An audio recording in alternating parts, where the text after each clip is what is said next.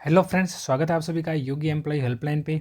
आज हम इस वीडियो में बात करने वाले हैं एक न्यूज़पेपर कटिंग के बारे में, जो कि अभी बहुत ज़्यादा वायरल हो रही है, जिसमें लिखा है छत्तीसगढ़ राजस्थान में रिटर्न टू एनपीएस।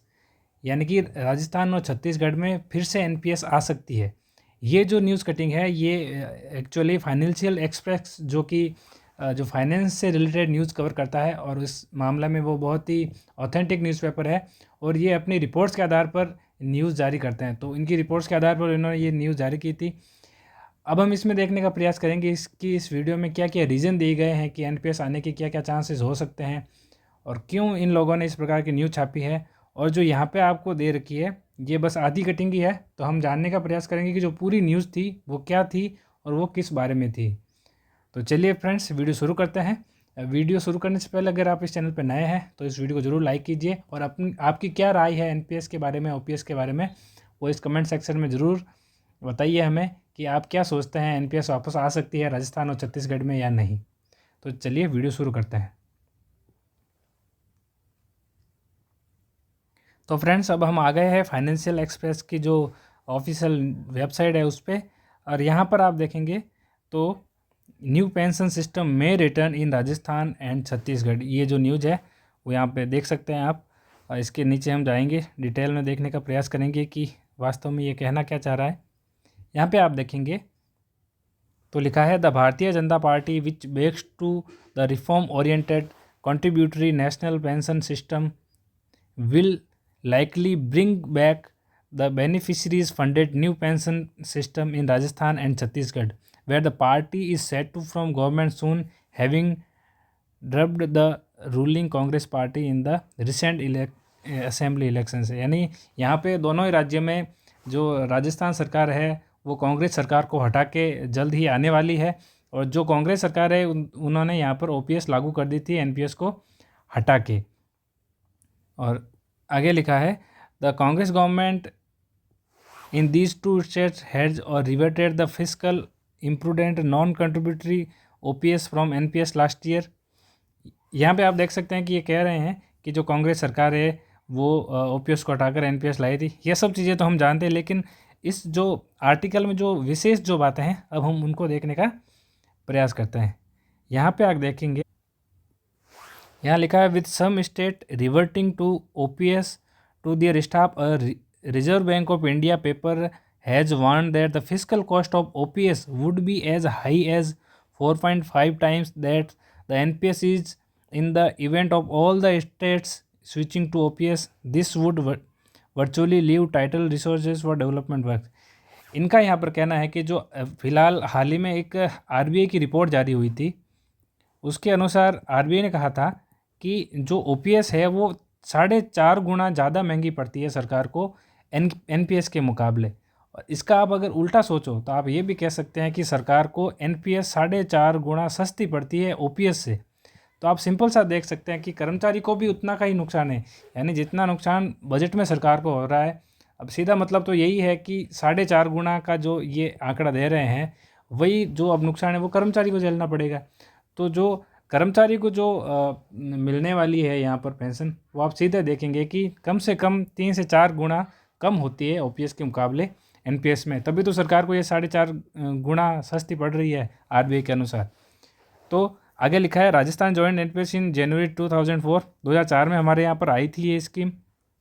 और उसके बाद में यहाँ पे आप देखेंगे, यहाँ लिखा है टिल मार्च 2022 यानी 2022 तक the asset under management for Rajasthan employees should at around 40,000 crore. यानी कि जो राजस्थान गवर्नमेंट के एम्प्लॉयज़ का पैसा एनपीएस में पड़ा है वो अप्रॉक्स है 40,000 करोड़ के आसपास, which the pension regulator decline to hand over to the state government after it reverted to OPS. अब यहाँ पर ये कह रहा है कि जो पेंशन रेगुलेटर्स थे एनपीएस के, उन्होंने मना कर दिया है वापस स्टेट गवर्नमेंट को ये पैसा लौटाने से। फिर यहाँ पे लिखा है राजस्थान विद डेब्ट जीएसडीपी ऑफ अराउंड 40% रेशियो। ये यहाँ पे कह रहे हैं कि जो राजस्थान की जीएसडीपी है यानी ग्रॉस स्टेट डोमेस्टिक प्रोडक्ट है, उसका 40% तक राजस्थान पर कर्ज हो चुका है। और जो गवर्नमेंट के द्वारा जो अपर लिमिट दी गई है कि जितना आप कर्ज ले सकते हैं वो है 20%। तो आप एक तरीके से देखें तो राजस्थान के ऊपर जो अपर लिमिट है आरबीआई द्वारा तय की गई उससे डबल जो है वो कर्ज हो चुका है, यानी 40% के अराउंड ये चला गया है। इसके कारण क्या हो रहा है कि अब जो है जो सरकार अगर अपना बजट नियंत्रित करना चाहती है और अपने कर्ज को भी मैनेज करना चाहती है, तो जो सबसे बड़ा खर्चा जो उसके सामने होगा ओपीएस के रूप में, वो उसको वापस लेने का प्रयास ज़रूर कर सकती है। लेकिन मुझे लगता है ये लोकसभा इलेक्शन से पहले सरकार कर्मचारियों को नाखुश नहीं करना चाहेगी। तो जैसे ही लोकसभा इलेक्शंस और होते हैं उसके बाद में ओपीएस के ऊपर बहुत सारी खबरें आपको देखने को मिलेगी और बहुत सारा एक्शन भी सरकार की तरफ से हो सकता है। या तो ओपीएस को कमज़ोर बनाया जा सकता है या फिर वापस एनपीएस की तरफ लौटा जा सकता है। क्योंकि अगर राजस्थान गवर्नमेंट अगर वापस से एनपीएस नहीं लाती है तो जो अदर स्टेट्स हैं जहाँ पर कि एनपीएस चल रही है तो वो भी कहेंगे कि जो आपका बीजेपी शासित राजस्थान सरकार है उसमें तो आप ओपीएस को चला रहे हो और हमारे यहाँ पर एनपीएस चला रहे हो, तो वो उनके ऊपर दबाव बनेगा। तो शायद हो सकता है कि सरकार सभी राज्यों में ओपीएस लाने से ज़्यादा बेहतर समझेगी कि वो राजस्थान में भी एनपीएस को लेके आ जाए।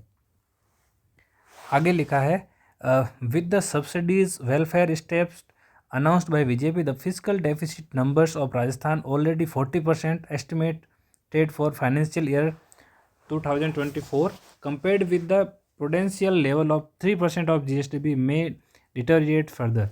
यहाँ पे ये कह रहा है कि जो फिजिकल डेफिसिट होता है वो अभी चल रहा है 40, मान लीजिए अभी चल रहा है वो 4%, और जो आरबीआई द्वारा जो अपर लिमिट है जो फिजिकल डेफिसिट की वो है 3%, यानी 3% से ज़्यादा फिजिकल डेफिसिट नहीं होना चाहिए। लेकिन राजस्थान का अभी से ही 4% चल रहा है।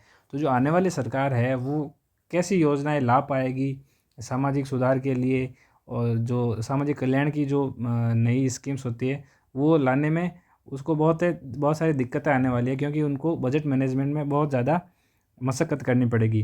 तो ये हो सकता है ये इस न्यूज़पेपर ने इसीलिए ये चीज़ लिखी है क्योंकि ये ऐसा संभव नहीं है कि आगे वाली सरकार ओपीएस को भी लेके और इतनी सारी जो योजनाएं पहले से चल रही उनको भी चलाकर कुछ नई योजनाएं अनाउंस करे, क्योंकि पहले से ही उनके ऊपर जो कर्ज ज़्यादा है। इसीलिए उन्होंने अनुमान लगाया है कि ओपीएस को वापस लिया जा सकता है। अब ये जो सारी चीज़ें डिपेंड करेगी वो करेगी कर्मचारी यूनियंस पर, कर्मचारियों की यूनिटी पर। अगर कर्मचारियों में यूनिटी नहीं रही तो सरकार आसानी से इसको वापस से लागू कर सकती है एनपीएस को। लेकिन अगर कर्मचारियों ने रेजिस्टेंस दिखाया और वो एकजुट होकर लड़े तो शायद ये एनपीएस वापस ना आए सरकार में, क्योंकि सब कुछ वही उसी पे डिपेंड करता है कि आप उसका मुकाबला कैसे करते हैं। आगे आप देखेंगे तो ये छत्तीसगढ़ की फिर न्यूज़ स्टार्ट हो जाती है, क्योंकि छत्तीसगढ़ में भी बीजेपी की गवर्नमेंट बनने वाली है, तो इन्होंने छत्तीसगढ़ को भी इसमें शामिल किया है। तो ये थी जो पूरी न्यूज़ थी राजस्थान के बारे में। आई होप कि ये आपको वीडियो पसंद आया होगा। अगर आपको वीडियो इन्फॉर्मेटिव लगा है तो वीडियो को ज़रूर लाइक कीजिए और चैनल को सब्सक्राइब करना ना भूलें। Thank you.